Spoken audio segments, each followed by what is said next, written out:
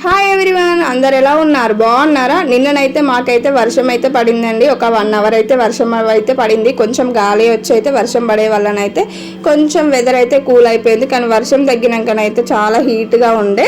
ఇక వర్షం పడేసింది. కొంచెం అసలు కరెంట్ అయితే అసలే లేకుండే అండి. వర్షం పడింది అంటే కరెంట్ ఎందుకు పోతుందో అర్థం కాదు. ఇక నైట్ డిన్నర్కి వచ్చేసి అయితే నేనైతే చపాతీ ఉన్ను ఆలు క్యాప్సికమ్ కర్రీ అయితే చేశానండి. ఈ కాంబినేషన్లో రైస్లోకైనా చపాతీలోకైనా పుల్కాలోకైనా చాలా బాగుంటుంది. నాకైతే ఇట్లా చాలా ఇష్టము. ఆలుగడ్డ టమాటో క్యాప్సికమ్ వేసి 3 కలిపి అయితే దగ్గరికి అయితే ఫ్రై చేసి అన్నానండి. టేస్ట్ మాత్రం సూపర్ అంటే సూపర్గా వచ్చింది. ఇలా 3 కలిపేసుకొని మీరు వండుకుంటే కామెంట్ చేయండి. నేనైతే మొత్తం వీడియో అయితే తీయలేదు. ఎవరికైనా ఈ రెసిపీ కావాలి అని అంటే కింద కామెంట్ చేయండి. నేనైతే వీడియో అయితే చేసి అయితే పెడతాను. నేనైతే ఆలుగడ్డ ఉన్ను టమాటో కొంచెం లైట్గా ఉడికినాక క్యాప్సికమ్ సన్నం కట్ చేసి అయితే వేసాను.